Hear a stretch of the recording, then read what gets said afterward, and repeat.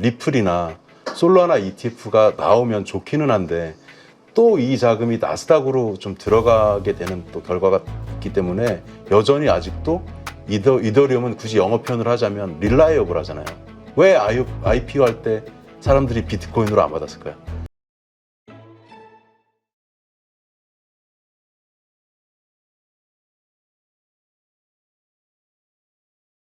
네, 오늘 모신 분은 키웨스트 77의 심지훈 대표님이십니다. 안녕하세요. 네, 안녕하세요. 자, 오늘 그 암호화폐 관련해서 좀 질문을 드릴까 하는데 지금 미국 증권거래위원회에서 리플에게 그 벌금 그 차압했던 거 일부 좀 돌려줬죠? 네네. 네, 이것의 의미가 도대체 무엇일까? 리플의 호재냐 악재냐 이거 가지고도 좀 말들이 있더라고요. 예, 사실은 이제 그 포인트에 대해서는 또 보는 관점에 따라서 해석이 달라질 수 있는데 오늘은 이제 저만의 어떻게 보면 시각을 들려드리는 시간이다 보니까 제 생각에서 말씀을 드리면 네. 원래 이제 리플이라는 그 회사 관점에서 본다면 1,700억 원 정도 되거든요. 그 네. 돈이. 그게 이제 사실은 SEC 쪽에 직접 간 게 아니라 중간에 에스크로잖아요. 그렇죠. 이렇게 법원으로 치면 공탁 같은 거거든요. 1,700억 원 정도가 있었다가 1,100억 원 정도는 돌려줄게 해서 이제 받게 될 텐데 그렇다고 완전히 돌려주는 건 아니지만 이미 이제 소송 시작된 게 아마 2020년 정도로 저도 알고 있는데 5, 6년이 흘렀잖아요. 네. 그래서 아마도 그 리플 랩스 입장에서는 일종의 약간 대손상각이라 할까요? 거의 이건 없는 돈이다 처리를 했을 가능성이 높고 다시 돌아오면 좋긴 하지만 사실은 뭐 리플의 그 시총 규모가 엄청나게 큰 또 재단이기 때문에 그것 자체로는 뭐 그렇게 별 의미 없다. 솔직히 좀 들으시는 분 입장에서는 아우 좀 희망적으로 보고 싶다 하실 수 있는데 그건 이미 벌어진 일에 대해서 다시 자금이 좀 회수되는 거니까 좋긴 좋으나 별 영향은 없을 것이다 이렇게 말씀드리겠습니다. 네, 알겠습니다. 하여튼 뭐 그 투자자의 입장에서는 네네. 모든 호재로 보고 싶고, 그렇죠. 네, 그다음에 또 관심 있는 분들은 또 악재로 봐서 좀 싸게 사고 그렇죠. 싶어하는 이게 그렇죠. 시장에 충돌하는 심리다 보니까 맞습니다. 그럴 수 있죠. 그런데 이 리플 이제 XRP로 변경이 됐죠. 이 XRP의 비증권성 유지, 그 다음에 미국 가상자산의 그 법제화에 이제 아주 큰 선례가 될 것이다 이런 얘기들이 네네. 있잖아요. 일단 리플의 승리라고 봐야죠. 지금 이 일련의 그 법적 사태 관련해서는. 그렇죠. 그렇게 이제 보시는 것도 맞고 제가 오늘은 사실은 또 이거 아마 말씀드리면 다 아는 이야기 한다 하실 수도 있지만 조금 짚어드리는 게 좋을 것 같아요. 저도 좀 머릿속에 정리를 다시 해왔는데 자, SEC는 그 SEC하고 CFTC가 있거든요. 네. 둘 다 이제 워싱턴 DC에 있어요. 제가 워싱턴 갔을 때 SEC는 저는 잠깐 봤고 CFTC는 직접 보진 않았는데 백악관 위쪽에 있더라고요. 그런데 SEC는요, 그 우리가 잘 아는 증권에 대해서 규제하는 위원회잖아요. 그렇죠. 증권거래위원회. 그렇죠. 근데 그건 다 아시니까 설명 안 드려도 될 것 같고 CFTC는 이제 영어로 풀어서 얘기하면 Commodity Futures Trading Commission이에요. 그게 뭐예요? 미국 상품 선물 거래 위원회잖아요. 네. 그러면 얘네들 역할은 뭐냐면 한마디로 파생 상품을 주로 다루는 거는 CFTC 관할이란 말이에요. 근데 여기서 좀 믹스돼 있는 혼합되어 있는 게 뭐냐면 이번에 그 1월 11일에 비트코인 현물 ETF가 나왔고 이더리움이 7월 23일에 그 ETF가 나왔잖아요. 네. 그걸 발행하는 기관은 SEC란 말이에요. 음. 근데 규제를 관리하고 감독하는 거는 CFTC잖아요. 그런데 왜 리플이 문제가 됐냐면 다 아시는 내용이지만 증권으로 간주하겠다라고 했던 건 뭐냐면 리플에 대해서 규제 관리 권한을 SEC가 가져가려고 했던 거예요. 네. 그런데 그 부분에 대해서 지금 트럼프가 당선이 되고 나서 이제 대통령이 취임을 했는데 트럼프 생각은 아마도 이런 것 같아요. 아니 얘는 명백히 파생 상품인데 왜 SEC에서 관할을 해야 되나? 발행은 SEC에서 하는 게 맞는데 CFTC에 좀 더 힘을 실어주는 느낌이 나거든요. 그래서 요번에 이제 리플이 뭐 부분 승소라고 할 수도 있고 보는 사람에 따라서 완전 승소라고 보실 수도 있겠는데 제가 보는 관점의 이 어떤 의미는 승소했다, 패소했다 이거보다도 이제 그 리플이 증권이 아니다라고 이제 판결이 명확하게 났고 정리가 됐기 때문에 이제는 파생 상품 쪽으로 갈 거고 여러분들이 알고 계시는 뭐 리플 ETF나 예를 들면 아직 나오지 않았지만 뭐 솔라나 ETF나 이런 상품들이 나오는 데 있어서 SEC가 신규 허가는 내주고 관리는 CFTC가 하게 되는 뭔가 이제 좀 제대로 좀 길을 찾아가는 그런 일이 앞으로 좀 벌어질 것 같다. 좀 설명이 길었는데 이렇게 이거는 좀 명확하게 알고 가시면 좋을 것 같아요. 그러니까 이게 결국 증권으로 볼 것이냐 상품으로 볼 것이냐에 대한 충돌이 그렇죠. 계속 이슈가 되는 것 같기는 해요. 그렇죠. 그 더 해당 정확히 얘기하면 부서도 파생 상품. 네. 그렇죠. 자, 근데 이제 어쨌든 그동안에 가장 큰 악재라고 할 수 있는 이 법적 리스크가 이제 해결이 된 거잖아요. 그렇죠. 이 XRP 입장에서는. 어떻습니까? 이제 기관이나 기관들에서 이제 포트폴리오로 이제 편입할 가능성, 네. 이거와 관련해서 기대들이 커지고 있는데 네네. 어떻습니까? 상황은? 저는 사실은 이제 두 가지 관점에서 말씀드리고 싶은데 암호화폐 시장이 팽창하고 좋아지는 관점에서는 좋기는 해요. 근데 좀 아쉬운 거는 아까 파생 상품 말씀드렸잖아요. 그 상품들이 비트코인 현물 ETF하고 이더리움 ETF가 나왔을 때 어디에서 이게 발행이 되냐면 나스닥 시장에서 발행이 되잖아요. 그러니까 제일 아쉬운 부분은 코인베이스 같은 쪽으로 이 자금이 흘러야 알트코인 상승도 일어나고 할 것 같은데 현재까지 일어난 것으로 우리가 결과론적으로 해석하게 되면 나스닥 시장으로 자금이 많이 흘러 들어갔다. 그러니까 금액으로 치면은 지금 오늘 제가 나오기 전으로 보니까 143조 원 비트코인 ETF가 네. 이더리움이 한 10조 원 정도 돼가지고 합치면 차이가 150 정도 14분의 되는데 1이네요. 이더리움은 원래 시작한 것보다 줄어든 거예요. 처음에 13.8조로 시작했거든요. 그래서 이게 가격 하락하고도 연관이 좀 있었는데 뒤에 풀어드리는 걸로 하고 그래서 어찌됐건 코인베이스나 이쪽으로 들어와야 되는데 이거 잘 알고 계셔야 되는 게 뭐냐면 리플이나 솔라나 ETF가 나오면 좋기는 한데 또 이 자금이 나스닥으로 좀 들어가게 되는 또 결과가 있기 때문에 이걸 우리가 파생 상품이죠. 파생 상품이 나오는 거를 꼭 암호화폐 투자를 주로 하시는 분들 입장에서는 꼭 좋은 시그널로 봐야 되냐. 이 부분을 우리가 좀 생각해 볼 필요가 있죠. 그렇죠. 일단 많이들 가격이 오를 거라고 기대하는 이유 중에 곧 ETF가 나올 거야. 막 이런저런 호재를 예상을 하는데 네. 그게 이제 실제 호재로서의 역할이 그렇게 크지는 않다, 현실적으로. 그렇죠.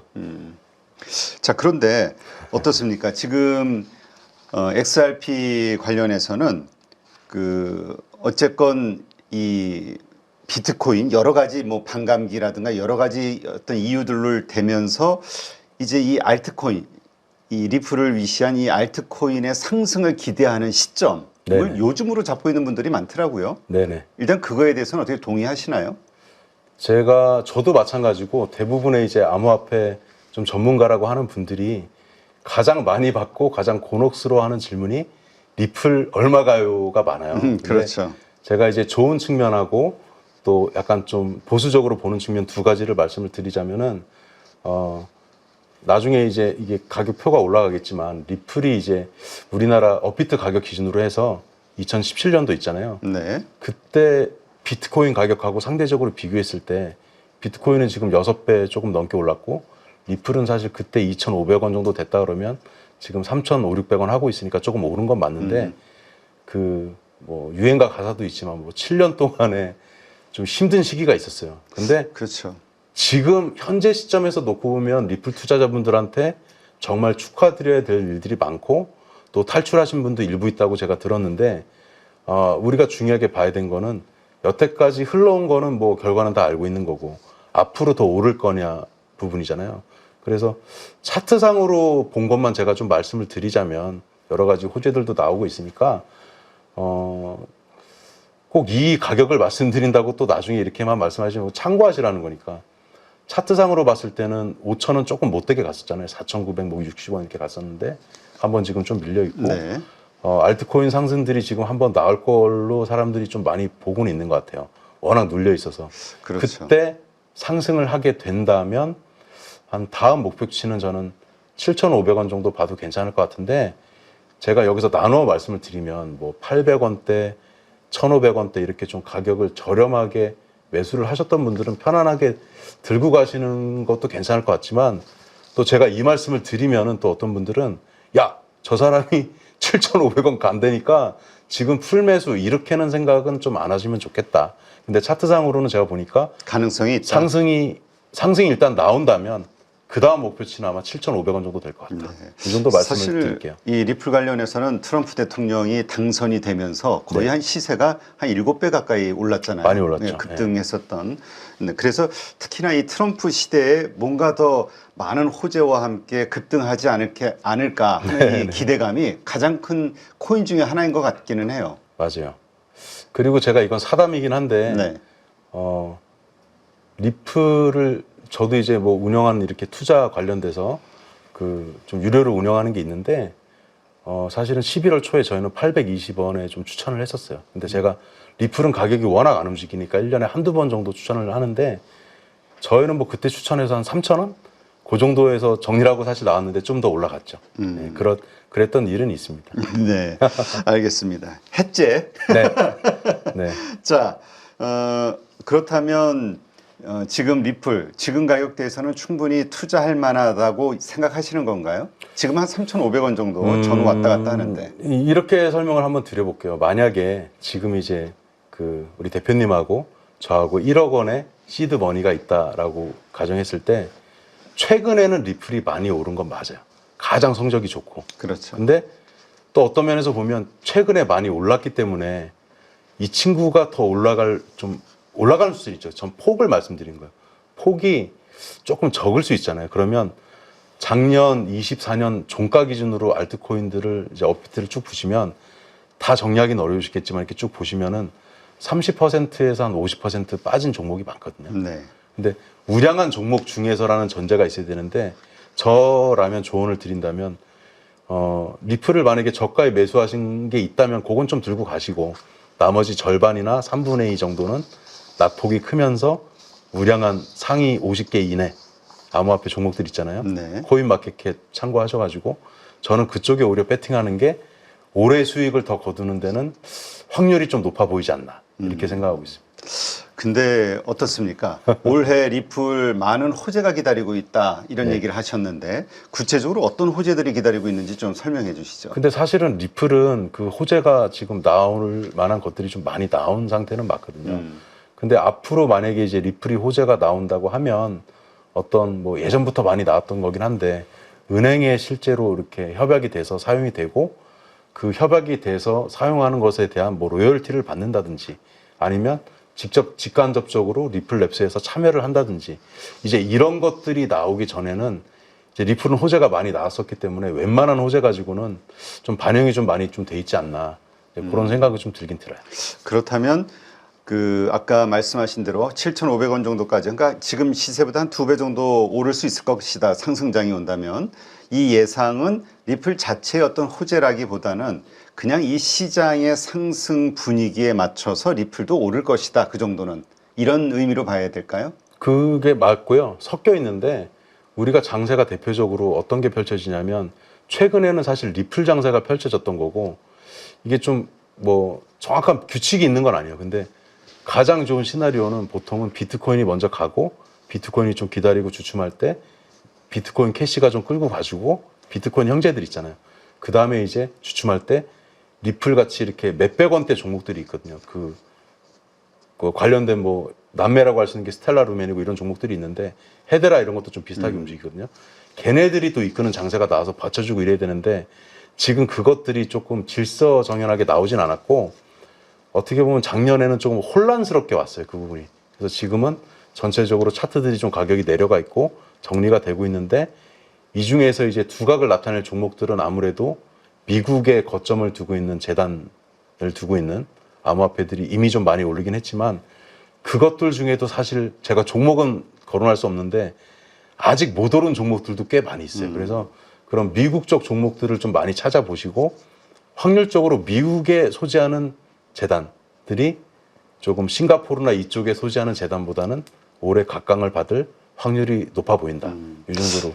지금 그 트럼프 대통령도 그 이야기했던 것 중에 하나가 그 달러를 베이스로 한 기초 자산으로 한 그 뭐죠? 이 코인 발행, 네, 코인들, 스테이블, 스테이블 코인들 이거에 대해서 이야기를 했었잖아요. 네네. 어제 나온 뉴스 보니까는 게임스탑에서도 이제 그 회사에서 그 달러 기반 스테이블 코인을 네네. 매입하는 것을 뭐 통과시켰다 주총해서 뭐 네네. 이런 얘기들이 있던데 앞으로 이 달러를 기반으로 하는 이 스테이블 코인들 전망을 어떻게 보세요? 일단 스테이블 코인화 되고 이런 것들은 좋은 현상이라고 저는 보기는 하는데요. 스테이블 코인이 이제 대표님도 아시다시피 사실 그 뭐 1달러 이렇게 패깅이 딱 돼 있는 화폐이기 때문에 얘는 사용이 될 수 있는 수단의 폭이 넓어지고 확대되고 보편화되고 이런 면에선 좋을 수는 있는데 스테이블 코인이 많이 도입된다고 해서 우리 투자자들이 바라는 막 종목들의 가격이 오르고 이런 쪽에 영향을 주는 거는 사실 저는 그렇게 큰 요인은 안 된다. 이렇게 좀 생각하고 있습니다. 네. 자, 그렇다면 이제 리플 작년 어쨌든 트럼프 대통령 당선 이후에 많이 올랐고 또 지금 시점에서 또 그 정도 오를 것으로 예상을 하신다면 네. 지금 사실 가장 그 미운 오리 새끼 취급을 받고 있는 게 지금 이더리움이잖아요. 네. 이더리움은 도대체 왜 이렇게 못 오르는 겁니까? 이더리움 제가 이제 그 자료를 미리 좀 보내드렸고 제가 요거는 표를 보면서 좀 설명드릴게요. 숫자를 좀 틀리면 안 되니까요. 자, 이더리움이 처음 이제 7월 23일에 ETF가 나왔잖아요. 네. 기대감을 안고 이제 비트코인 다음 타자로 역시 이더리움이지 하고 나왔는데 그 이후에 이제 가격이 그러니까 업비트 기준입니다. 487만 원에 나왔어요. 그 나올 시점이. 그 다음에 340만 원으로 떨어졌다가 이제 512만 원까지 작년 연말에 상승을 했습니다. 그리고 갑자기 이제 그 이후에 이제 폭락을 하면서 지금 297만 원 거의 300만 원까지 떨어졌거든요. 더 많이 떨어졌네. 그래서 올해 하락폭을 보면 제 기억으로 38.7% 거의 40% 가까이 빠졌는데 사실은 이제 결과론적으로 해석하면 저는 이 얘기를 몇 년 전부터 많이 했거든요. IPO를 예전에 많이 했을 때 다 이더리움으로 받았단 말이에요. 그렇죠. 비트코인으로 안 받고. 그러면 그 각 암호화폐를 발행한 재단들은 직원 월급도 줘야 되고 또 여러 가지 또 유지 보수가 돼야 되니까 현금화해서 사용해야 되는데 받아놓은 것들이 다 이더리움이잖아요. 그럼 항상 이더리움을 좀 팔아야 되는 운명적인 조금 구조가 있고 이더리움 입장에서는 너무 좋은 암호화폐 맞는데 사실은 비트코인보다 범용성은 훨씬 높잖아요. 근데 요번 하락은 그걸로만 해석할 수는 없고 또 여러 가지 요인으로 해석할 수 있지만 그건 너무 길어질 것 같아서 일단은 이더리움이 지금 이렇게 빠져 있는 거는 이더리움이 뭐 크게 뭐 문제가 엄청나게 있어서 이렇다기보다는 여러 가지 요인들이 좀 섞여 있긴 한데 이 정도 가격이면 저는 매력이 있다. 지금은 사실 제가 다른 방송에서 어떻게 표현했냐면 재밌게 금쪽이라고 암호화폐 지금 사실은 둘째 형이고 예전으로 치면 약간 이제 좋은 학교 들어가서 잘 나가는 이제 둘째 형이었는데 지금 조금 이제 술도 좀 마시고 당구도 치고 방황하고 있는 것 같은데 지금은 금쪽이지만 이렇게 말씀드리고 싶은 거예요. 뭐냐면 만약에 이더리움이 여기서 더 망가지고 이러면 이 시장 자체가 흔들릴 수도 있거든요. 아, 그래요? 어떤 이유로요? 둘째형이잖아요. 제일 크고 거의 리플하고 이제 그런데 거의 둘째 이게 자리를 망가지면 가져왔으니까 시장 전체를 그렇죠. 다운시킬 수 있는 다른 코인들도 이렇게 집안이 될 수 잘 있다. 되려면 예를 들어서 삼형제를 비트코인, 뭐 이더리움, 뭐 솔라나, 리플 이렇게 잡는다면 다 잘 돼야지 그 중에 이제 금쪽이가 나오면 안 되거든요. 그래서 저는 또 그런 이제 좀 재밌게 말씀을 드렸지만 이더리움이 요즘 이런 비판을 많이 받아요. 뭐냐면 너도 어차피 알트코인이잖아. 그렇죠. 지금은 그 비판을 봐도 싸기는 싼데 제가 좀 전에도 뭐 방송에서 이렇게 좀 말씀드리고 잠깐 왔지만 암호화폐 투자를 지금 만약에 처음 시작하시는 분이라면 저는 좀 안정감 있게 이더리움으로 먼저 좀 시작을 해보시는 게 하방 경직성이 있는 가격인 것 같고 물론 더 떨어질 수도 있지만 그래서 그렇게 좀 말씀드리고 싶어요. 예. 근데 그런 반론도 있습니다. 과거에는 이제 이더리움이 그렇게 각광받고 몸무게가 커질 수밖에 없었던 이유로 그게 거의 이더리움 기반으로 코인 발행들이 네, 됐었는데 네, 네. 지금은 솔라나라는 새로운 플랫폼이 나오면서 맞아요. 예. 뭐 트럼프 대통령조차도 그걸 통해서 맞아요. 뭐 폴리곤도 있고 뭐 네, 여러 가지가 트럼프 있죠. 자기 예. 코인도 발행을 했으니까 관련된 가족 기업들도 그렇고요. 이제 솔라나의 시대가 열리면 자연스럽게 이더리움은 저무는 거 아니냐 플랫폼으로서 이런 시각. 그 좋은 질문이시고요. 원래 솔라나가 나올 때 별명이 이더리움 킬러로 나왔고 그 다음에도 이더리움 킬러라는 것들이 여러 개 나왔지만 제가 봤을 때는 그래도 이더리움 킬러 역할을 가장 잘한 것은 솔라나가 맞고요. 솔라나를 제가 한 3년 정도 됐나 이제 샌프란시스코 갔을 때 솔라나 본사가 5층짜리 건물이 딱 있었어요. 네. 그 메인 스트리트에 5층짜리를 단독으로 갖고 있었는데 공교롭게 그때 이제 이사 간다고 써 있고 좀 비어 있긴 했지만 그 재단이 그렇게 단독으로 건물을 갖고 있고 뭔가 사람들한테 자기의 실제를 보여주면서 활동하는 재단들이 많지 않거든요. 그래서 저는 그때 솔라나가 그래도 나름 괜찮다 이렇게 생각을 좀 했고, 이사 간 거는 조금 우려스럽게 했어요. 잠깐. 왜냐면 이 좋은 건물을 놔두고 어디로 갔지? 뭐 그런 건 있었지만 다시 정리를 하자면 솔라나가 나왔든 뭐 폴리곤이 나왔든 여러 가지 이제 이더리움에 대항하는 것들이 나오는 거는 전체 생태계를 풍성하게 하는 건 도움이 되지만 이더리움 입장에서는 조금 마음 아플 수 있겠죠. 그렇지만 여전히 아직도 이더리움은 굳이 영어 표현을 하자면 릴라이어블 하잖아요. 왜 IPO 할 때 사람들이 비트코인으로 안 받았을까요? 비트코인은 전송 시간도 들쭉날쭉하고 여러 가지 또 오입금의 우려도 있고 여러 가지 상황이 있고 현금화가 어렵고 이런 게 있어서 이더리움으로 다 받은 거 아니겠어요? 근데 아직까지 그 기반이 유지가 되고 있다는 거는 신뢰도가 있다. 그래서 지금은 조금 금쪽이긴 한데 좀 회복이 되지 않을까 저는 그렇게 전망하고 있습니다. 그러면 앞으로도 솔라나에게 그 플랫폼으로서의 역할을 전부 빼앗기는 어떤 그런 상황이 아니라 이더리움만의 그 비즈니스 플랜을 가지고 계속 성장할 수 있을 것이다. 이렇게 그렇죠. 보시는 그러니까 건가요? 각자의 영역을 가져가고 이제 서로 또 보완도 해주고 또 어떤 또 경쟁자의 어떤 관계도 되면서 저는 그렇게 갈 수 있다고 보고 있어요. 이더리움이 가지고 있는 앞으로 계속 성장할 수 있는 요소, 장점 있다면 뭐가 있습니까? 이더리움이 성공을 하게 된 데는 비탈릭 부테린 역할을 빼놓을 수가 없는데 저도 이제 국내 행사하고 이제 해외 행사할 때 실제 본 적이 있거든요. 근데 이건 좀 여담입니다만 그분이 되게 특이한 신체 조건이 있어요. 키가 생각보다 엄청 큰데 팔이 엄청 길어요. 팔이 무릎까지 거의 내려오는 옛날에 삼국지에 나오는 무슨 그 모사 같은 그런 생각이 들었는데 제가 왜 그분을 조금 칭찬하냐면 이더리움을 만약에 비탈릭 부테린이 사유화를 하고 자기가 뭐 예를 들어서 좋은 집을 사고 좋은 차를 타고 다니고 이렇게 썼다면 이게 암호화폐 시장이 발전이 안 됐을 텐데 제가 알기로는 뒤로 빼돌렸는지는 모르겠지만 비탈릭 부테린이 맨날 보면 이렇게 찢어진 면티 하나 입고 다니고 좀 이렇게 검소하다. 무력이 없는 느낌이잖아요. 그런 것들이 있었기 때문에 저 사람들이 그냥 상장하고 어떻게 팔아먹고 이런 게 아니라 진짜 이 생태계를 암호화폐 생태계를 만들려고 하는구나가 진정성이 있었던 것 같아요. 그래서 이렇게 발전을 해왔기 때문에 저는 이제 그 이후에 뭐 솔라나가 됐건 여러분들을 행사장에서 만난 적도 있고 잠깐 스몰테크 해본 적도 있고 그런데 대부분 제가 좀 감사하게 생각하는 게 뭐냐면 그 상위권에 있는 암호화폐들 그 리더들이 첫 번째 CEO가 있고 그 두 번째 CEO들이 있잖아요. 아직까지는 막 자기의 사욕을 위해서 사용한 분들이 많지 않았기 때문에 지금 생태계가 10년 이상 유지가 되는 것 같아요. 그래서 저는 이더리움과 또 비탈릭 부테린을 그런 면에서 그분들이 잘해온 측면이 분명히 있다. 그리고 경영자에 대한 신뢰, 그렇죠. 그것이 결국 이더리움의 미래를 그렇죠. 확신하게 하는 요소가 된다. 그냥 다단계처럼 먹고 튀었으면 지금 이 생태계가 유지가 안 됐을 거잖아요. 어마어마한 금액이니까요. 그렇죠. 알겠습니다.